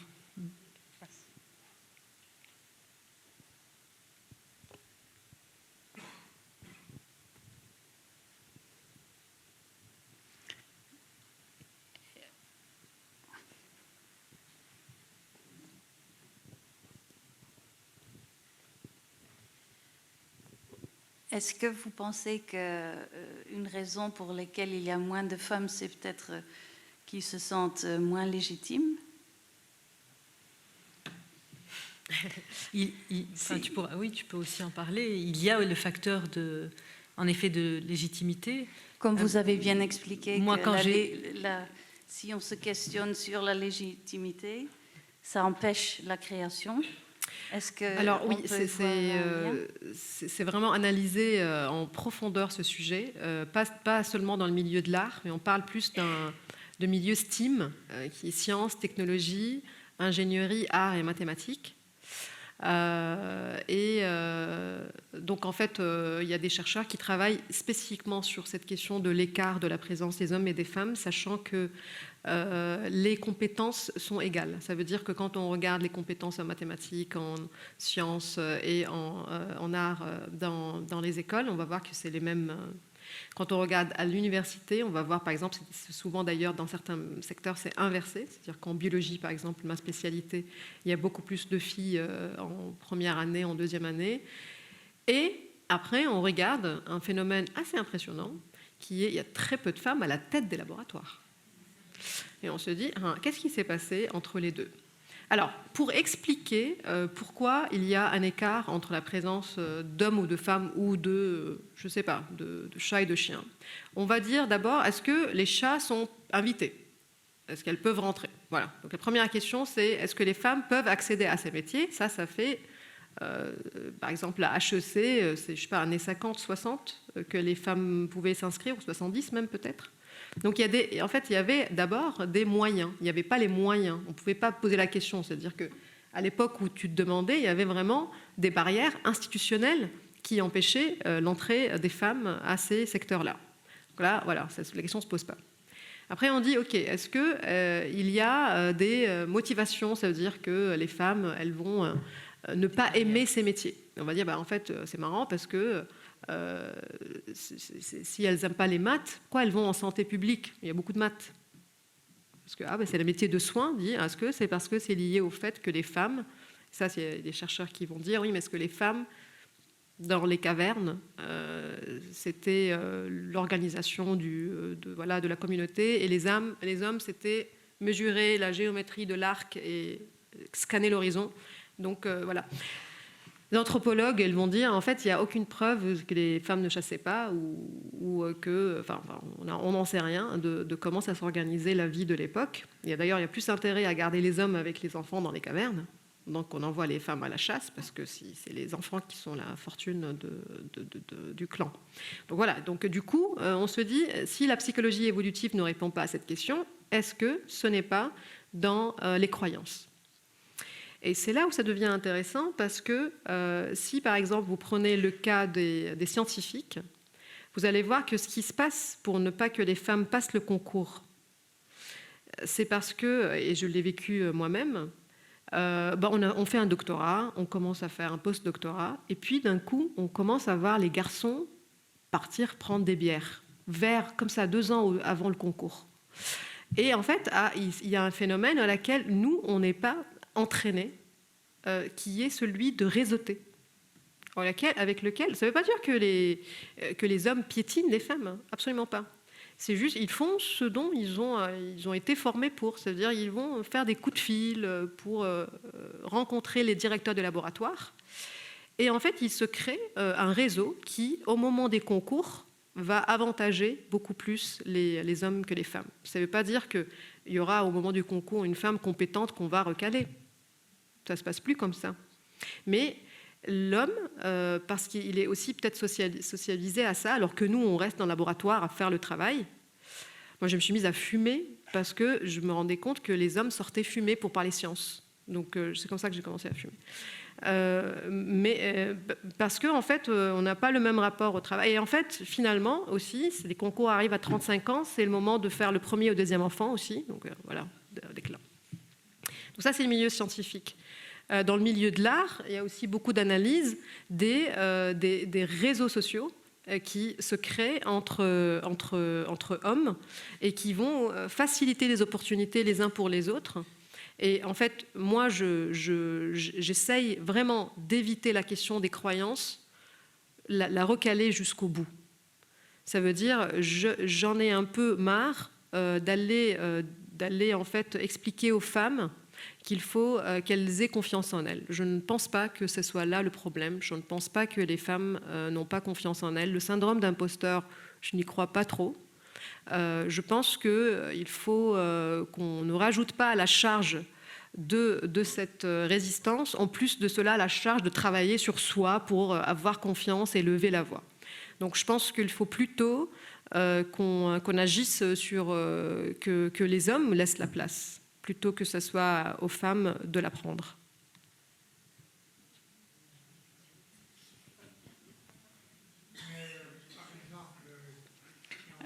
Attends, Bernard, si tu veux prendre le micro pour l'enregistrement.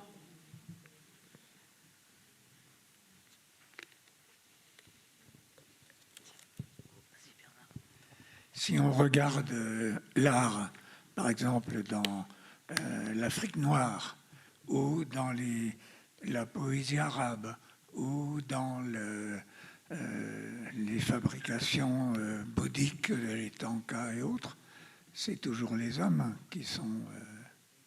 Alors, on pourrait dire, qu'est-ce qui fait que l'humanité met toujours... met la femme en retrait par rapport à la créativité du mâle. Non ? Oui, alors, dans l'histoire, on raconte ce que l'histoire retient. Ça veut dire qu'il est... je veux dire quelque chose qui peut paraître un peu choquant. C'est que si on va dans le XVIIe siècle, moi je pense qu'on aura très peu de femmes avec qui on a envie de mener une conversation. Je pense qu'à l'époque, les philosophes disaient que les femmes sont incapables de philosophie. Parce que ce n'est pas très intéressant. Je ne sais pas si vous regardez les échanges, par exemple, entre les philosophes, quand ils s'écrivaient, c'était de l'amour. C'était quasiment comme l'équivalent de ce que nous, on appelle l'amour aujourd'hui. Parce que la fusion intellectuelle et émotionnelle se faisait entre les hommes. Parce que simplement, qu'est-ce qu'on est, notre capacité de penser, c'est ce à quoi on est exposé, c'est ce à quoi on s'exerce. Et si on a recalé les femmes à la vie domestique, comment veut-on qu'elles soient sensibles, comment veut-on qu'elles développent leur sensibilité pour exprimer de l'art? Donc je ne pense pas la seule explication du fait qu'on n'a pas des œuvres de femmes, c'est le fait que ces œuvres ont été invisibilisées. Je ne pense pas qu'elle suffit, cette explication. Il y a aussi le fait que depuis l'enfance, les femmes sont exposées à des opportunités de développer et de savoir exprimer et de réaliser et d'être à l'aise avec le risque et la prise de risque qui n'est pas donnée de la même façon. Et donc, là, justement, ce processus créatif, comme je l'ai dit, c'est un exercice. Et si on n'est pas amené à le faire, et c'est ça qui est intéressant, c'est de dire que quand on regarde dans l'histoire certaines femmes qui étaient issues de classes privilégiées dans lesquelles ces opportunités étaient présentes, on va trouver qu'il y en a d'un coup beaucoup plus de femmes sportives, créatives. C'est parce que dans ces milieux, il y avait l'accès à ces opportunités. Et c'est peut-être la justice, c'est de rendre ce qui était privé public. Et en fait, c'est ça ce qui s'est produit dans l'histoire de la libération de la femme. C'était ce qui était privé à certaines est devenu possible pour d'autres. Donc ce qui était privé à certaines compagnes de Voltaire, d'ailleurs qui disaient qu'elles étaient extraordinaires par rapport aux femmes, parce qu'il croyait aussi à l'infériorité de la sensibilité de la femme. En fait, maintenant, ça s'est démocratisé pour qu'on puisse toutes explorer le processus créatif qui mène à la sensibilité. Je sais pas si tu veux... Oui, moi je voudrais rajouter que peut-être vous devriez lire le livre que je cite dans ma présentation de Griselda Pollock. Ça va vous ouvrir un peu les perspectives sur toutes ces femmes qui ont été invisibilisées dans le monde de l'art, de l'histoire de l'art moderne. L'histoire qui est souvent écrite par des hommes, par ailleurs. Vous avez cité l'Afrique noire, un terme qui est très colonial, on dit Afrique subsaharienne, et les pays, vous avez culture arabe, c'est ça ce que vous avez dit? Donc dans les cultures arabes, je ne sais pas pourquoi vous avez pris ces deux exemples, que je pense vous maîtrisez peu. Et donc, je ne pense pas que vous avez dû étudier à travers des livres aussi qui ont été écrits par une perspective coloniale. Et donc, je ne pense pas qu'on puisse juger, ni moi ni vous, de la place des femmes dans ces deux cultures au niveau de la création artistique, hein, si je ne me trompe pas.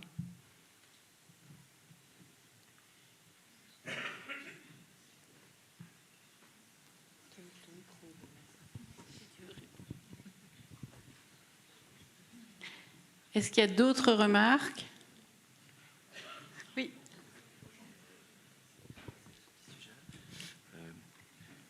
Au XXe siècle, au XIXe siècle, on parlait des hommes des cavernes. Aujourd'hui, c'est bien démontré que l'art et peinture rupestre, aujourd'hui, elles étaient autant faites par les femmes que par les hommes. Oui, il y a beaucoup d'anthropologues qui posent cette théorie. Elle est enfin, je veux dire, elle n'est pas consensuelle. Mais en fait, il n'y a rien qui invite à croire que c'était déjà divisé. Ça veut dire que c'était soit les femmes, soit les hommes. D'ailleurs, le travail de la terre, le travail de la chasse, il n'y a pas de raison de croire qu'il y avait un genre qui s'en occupait. Donc c'est plus, je pense que la tendance en anthropologie aujourd'hui, c'est de penser les sociétés de l'époque comme étant pas aussi genrées que les nôtres aujourd'hui, dans les métiers et dans les préoccupations. Oui, la deuxième suggestion, Oui, pardon. J'avais une deuxième suggestion. Effectivement, vous avez comparé les hommes et les femmes, enfin, tout du moins, cette vision d'infériorité de la femme par rapport à la créativité. Aujourd'hui, on est témoin d'une reculade au niveau par exemple, en Afghanistan ou en Iran. On entend pas mal de témoignages par rapport à ça. Aujourd'hui, quelles seraient les suggestions, les clés qu'on pourrait donner aux jeunes filles qui sont dans ces pays et qui nous tendent la main ou qui nous appellent en quelque sorte à l'aide? Je te laisse répondre. Vous voulez pas rentrer tranquillement?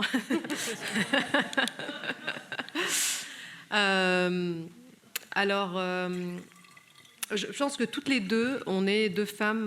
Moi, je viens d'un milieu très conservateur. Et Cyrine, elle a une expérience aussi particulière avec nos familles, nos origines. Mais je ne sais pas si toi tu partages ce point de vue. Moi, je ne pense pas qu'il est possible de se projeter dans l'expérience des personnes qui nous sont inconnues. Je ne pense pas qu'il est possible de supposer qu'on a compris les besoins de personnes que nous ne connaissons pas, d'interpréter leur monde à travers le nôtre. Moi, je suis athée, ma mère est voilée. Je ne peux pas projeter mon expérience. Ça, c'est filmé, par contre, parce qu'elle n'est pas au courant. Donc... je ne pense pas comprendre son expérience. Je ne pense pas me permettre de l'émanciper en toute façon. Je pense qu'on a un devoir de ne pas opprimer des régions du monde, oui, parce que ce qui permet l'émancipation, c'est un temps de stabilité. C'est ça qui permet l'émancipation. C'est un temps de stabilité qui n'a pas été donné à nos régions du monde. Et qu'à chaque fois, au nom de la paix, on remet une couche de destruction qui ralentit l'émancipation, et après on s'étonne que les gens ne sont pas émancipés et qu'ils nous tendent la main. Donc je pense que ce qui a fait reculer l'Afghanistan à ce qu'elle est aujourd'hui, c'est aussi les guerres qui ont été imposées par là où on est aujourd'hui. À l'époque, quand même, il y avait une décision beaucoup plus courageuse de ne pas participer à la déstabilisation de ces sociétés. Parce que déstabiliser les sociétés, c'est ça qui rend le monde une grosse erreur de prédiction continue, qui nous empêche de penser et qui nous empêche de nous émanciper. Donc je pense que plutôt qu'on se dise je vais venir en traitement symptomatique, sauver des personnes parce que ça ressemble à des films qu'on aime voir, il faut plutôt qu'on dise quelle est la cause qui fait que ces parties du monde reculent dans leur propre trajectoire. Parce que c'est aussi ces parties, elles ont leur propre trajectoire, qui ne vont pas peut-être suivre la trajectoire de la France et de l'émancipation qu'a connue la femme française, que j'ai connue, qu'elle a connue. Donc moi, je ne souhaite pas à ma mère mon émancipation, parce que je ne sais pas si c'est la trajectoire qu'elle aurait voulu pour elle. Par contre, je souhaite qu'elle soit vivante déjà, et aussi qu'elle puisse vivre en paix assez longtemps, suffisamment, pour qu'elle puisse savoir et sonder ses propres désirs.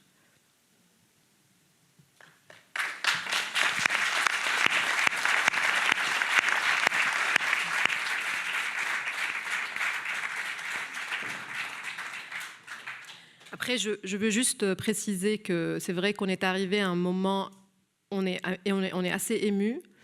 Par hasard, vous choisissez 2 Libanaises dans une semaine très particulière pour nous. Et donc j'espère que vous comprenez que la soirée se produit aussi dans ce contexte.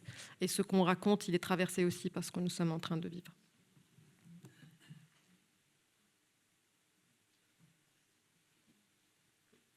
Plus légèrement, on est un peu étonné qu'avec nos 90 milliards de neurones, avec 10 000 synapses par neurone, on ait aussi peu de potentiel que même les femmes ne peuvent pas avoir deux réflexions en même temps.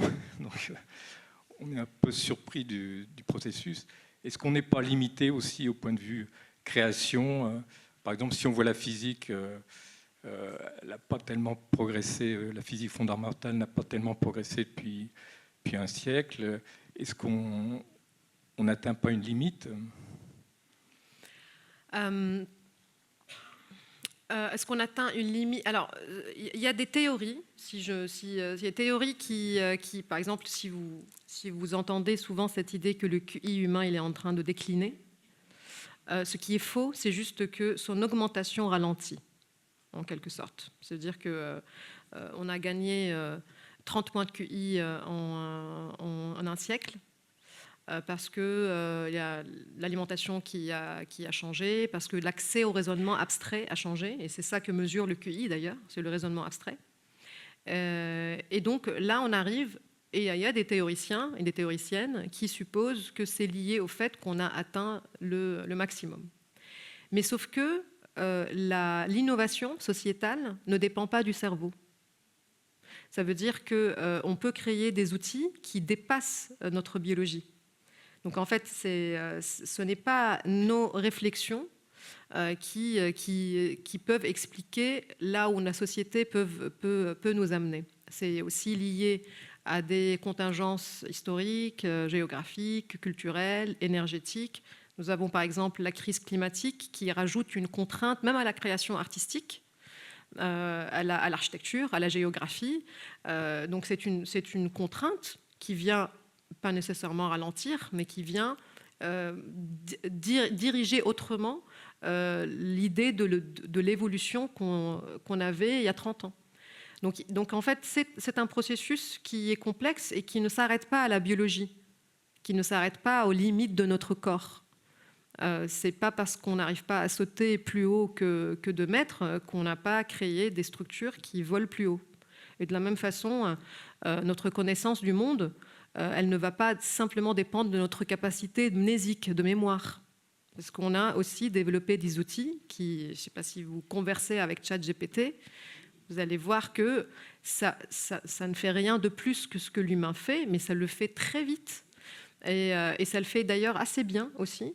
Ben voilà, donc c'est quelque chose qui peut-être, et c'est ouvert à l'incertitude, on a encore beaucoup de choses qui vont nous surprendre de ce que nous avons créé. Même en dehors de l'épigénèse, quoi. On sort de l'épigénèse. Alors, l'épigénèse, scientifiquement parlant, c'est là, par exemple, vous êtes en train d'en faire. Ça veut dire que c'est les méthylations, c'est les transformations que subissent votre génome, enfin votre ADN. Donc, quand vous mangez, vous faites de l'épigénétique, c'est ça, hein, je parlais de l'épigénétique. Oui. Oui. Après, donc c'est les modifications que subit notre ADN par l'expérience du monde. Alors, je précise parce que je sais qu'il y a d'autres définitions de l'épigénétique qui sont un peu plus mystifiées et qui renvoient à l'idée qu'on fait hériter par génération les expériences que nous vivons. Alors, on peut très bien y croire, mais pour le moment, il n'y a pas de fondement scientifique à cette idée, heureusement d'ailleurs, parce que heureusement qu'on ne se rappelle pas de tout ce que nos ancêtres ont vécu, parce que moi, je n'aurais pas voulu, par exemple. Donc la mémoire transgénérationnelle n'a pas de fondement scientifique, mais après, c'est du domaine du croyance, et là, on est complètement libre de croire ce qu'on veut.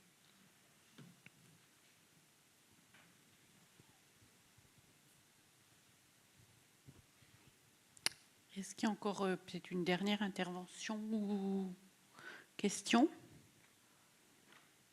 Sinon, on va peut-être arrêter là. Moi, j'aurais peut-être une dernière question sur votre œuvre artistique. Pour moi, je trouve qu'elle illustre très bien la notion d'enracinement qu'on a tous dans notre environnement et du lien qu'on a à notre environnement au sens un peu de Simone Veil, la philosophe. Est-ce que j'interprète bien votre travail artistique ou est-ce que c'est une surinterprétation? Enfin voilà, moi je retiens quand même de votre travail le poids de notre environnement sur notre vécu, notre interprétation, notre compréhension du monde, et qui est très déterminant en fait dans le processus de création. Est-ce que je fais une bonne lecture de votre travail ou est-ce que j'interprète les choses? C'est une partie, oui, si j'ai bien compris. Donc, l'environnement dans lequel j'ai grandi, donc moi je suis née en 1980 pendant la guerre civile libanaise, les migrations, tous ces éléments-là ont forcément une influence sur mon travail et sur comment j'oriente aussi mon travail. Là, je vous ai montré une partie de mon travail. J'ai une autre partie qui est très loin de ces questionnements-là, avec le dessin, la sculpture et d'autres médiums. Mais ça, c'est cette partie-là, en effet, qui m'a aussi permis, moi, d'analyser aussi le fonctionnement dans lequel j'étais, pas juste en tant qu'artiste, mais en tant qu'être humain dans ce monde et dans mes déplacements, etc. Je ne sais pas si j'ai répondu à votre question. Oui, merci d'abord pour cette super soirée. Moi, je suis fan. Là. Je voulais juste... les 11 minutes que vous avez passées m'ont beaucoup touché. Je ne connais pas du tout le Liban. Je connais un petit peu l'histoire, mais je ne connais pas le Liban. Et cette femme qui témoigne, en gros, qui est on doit avoir à peu près le même âge. Et je me suis vraiment, à des milliers de kilomètres, reconnue dans les évolutions de sa vie, 75, voilà, on croit, féminisme, etc. Et toute cette évolution-là, puis après 50 ans, ben voilà, sauf que là-bas, c'est beaucoup plus dangereux. Puis là, je me dis, mais elle est encore en vie, cette dame-là, maintenant. Et je me suis un peu identifiée, en étant à des milliers de kilomètres, à son vécu, à son histoire, à la manière dont on pensait les choses, on voyait les choses, et puis tout était possible. Et puis le féminisme, c'est un vrai combat, et puis on allait y arriver, il n'y a pas de raison. Puis là, aujourd'hui, j'ai 68 ans, je me dis, merde, il faudra encore plus de 68 ans pour y arriver, quoi. Enfin voilà, mais je voulais vous remercier, parce que je trouve que la manière dont vous avez réussi à à établir la confiance. Vous l'avez un petit peu expliqué en disant que vous êtes resté avec eux, vous n'êtes pas contenté de venir avec votre caméra, filmer, puis terminer. Il y a aussi votre envie derrière de vouloir justement rendre ces femmes visibles. Je ne sais pas, votre film, moi j'ai envie de le voir, hein, franchement. Moi, il me semble extraordinaire. Et franchement, je vous souhaite de continuer dans ce projet-là parce que c'est absolument... bravo, merci en tous les cas. Merci. Si vous voulez voir Perdu Gagné, c'est l'un des rares films que j'ai mis en ligne et vous y avez accès. Ça fait à peu près 3 heures. Donc vous avez 2 vidéos d'1 heure et demie qui sont accessibles sur mon site ou sur mon Vimeo. Voilà.